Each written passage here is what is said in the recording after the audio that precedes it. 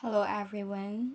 It's me Kiara and today I'm gonna be talking about this three topic which is the explaining varied governmental responses to economic shocks, explaining backlash against globalization and explaining compensation programs.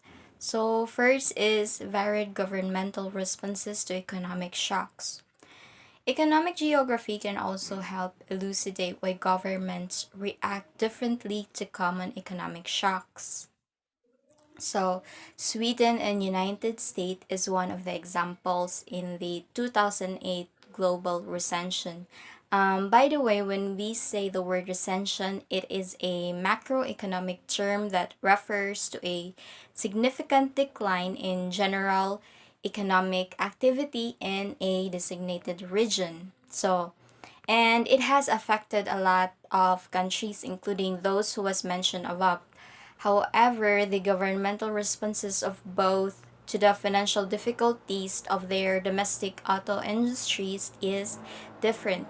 So the US government funded an 80 billion US dollar bailout for Chrysler and General Motors, while the government of Sweden refused to bail out Saab. Instead, they elected leaders who prioritized spending on programs like educations that would benefit broad, geographically diffuse groups. So, like the US producers, Saab employees were geographically concentrated. So concentrated is direct on one thing, and that thing that would put their people in a good welfare. So the Prime Minister Frederick Reinfeldt said that he would not put taxpayer monies intended for healthcare or education into owning car companies. Makes sense also because not everyone can benefit on motor or automakers company. So the Swedish enterprise and energy minister Maud Olofsson told Swedish public radio that voters picked him because they wanted nursery schools, police, and nurses not to buy loss-making car factories. They also did it because of the incentives generated by the country electoral institution. So here in Cebu, Gwen knew that geographically speaking, Cebu has something to offer, and during this pandemic, the country's economic has declined, and we know Cebu has a lot of tourist spots and whether it is mountainous or beaches, and a lot of locals get their income from it. And during the pandemic, she knows that if she closed those local businesses too long, a lot will suffer financially and will just cause them hunger. So what she did is she did not close Cebu to tourists.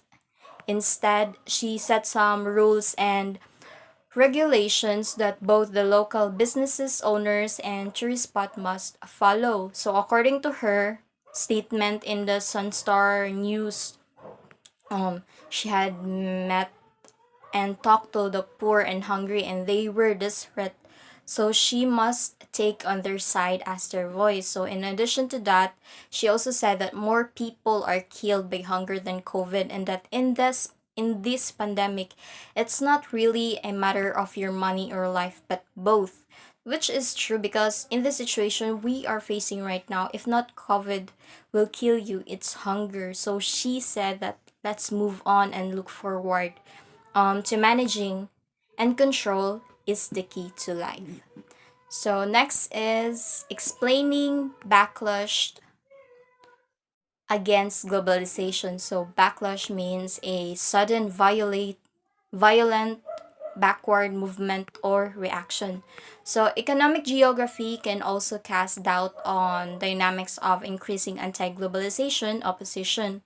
Although globalization sentiment in growing in many nations is frequently uneven distributed among regions within countries. So, anti globalization, by the way, it is a political belief opposed to the emerge of single world market dominated by multinational companies. So, England, for examples, voters strongly oppose the economic integration resulting from the country's membership in the European Union. So European Union, it's the political and economic union of those 27 members of the state that are located primarily in Europe. So three-quarters of voters in the Lincolnshire city of Boston voted to leave the European Union in the 2016 referendum.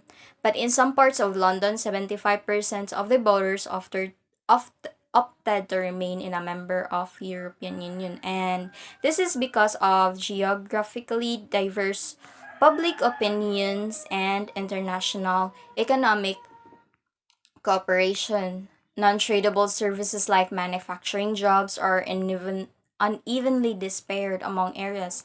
Rising imports of manufactured products have a variety of consequences for various areas.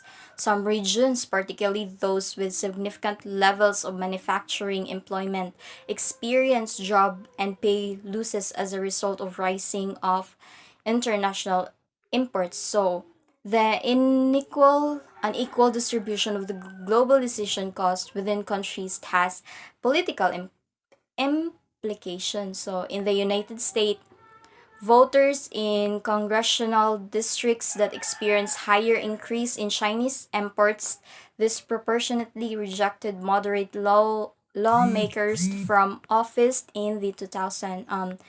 They also penalize incumbents for trade-related job losses and import shocks. So, in the United Kingdom, regions exposed to bigger inflows of Chinese product voted more strongly to exit the European Union in the 2016 referendum.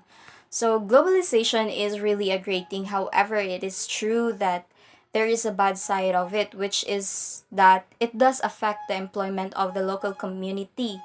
People who are into international product, they are just certainly bringing the country's local business owner bankrupt. Eventually, they will lose or they will close because no one will buy the product, and then the manufacturing of the local goods and services will surely decrease due to that foreign product. So globalization on the other hand has a favorable impact on our country's economic, so specifically in the growth in jobs. So one of which is the BPO, which placed a lot of Filipino workers to earn money, especially those who are fresh graduates. What's great about it is that the qualifications of one to enter is not that high. As long as you know how to learn and speak basic English, you are in for it. So last is explaining compensation programs. So when we say compensation, it is an exclusive strategy for rewarding individuals for their work and ensuring that your employees stay with you and are pleased for a longer amount of time. So it could be you make their salaries higher, wages higher, and put some incentives throughout the time. Now, if they are pleased with that offer, then they will surely stay. Economic geography may also have an impact on design of employee benefits aimed at mitigating the cost of globalization. Wherein, in reality, trade display employees are more geographically concentrated than those total jobless population, given this trade displayed employees may obtain more extensive government aid under plurality system. So plurality system wherein leaders have comparatively strong incentives to cater to um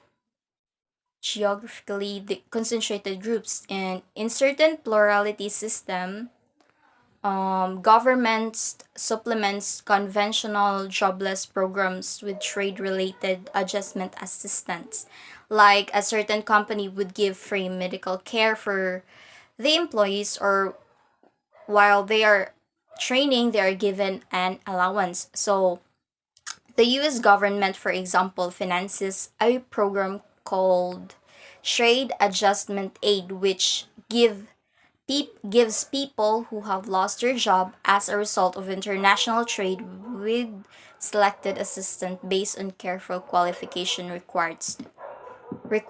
So government and PR nation will be less attentive to the concern of trade displaced workers since they are geographically concentrated.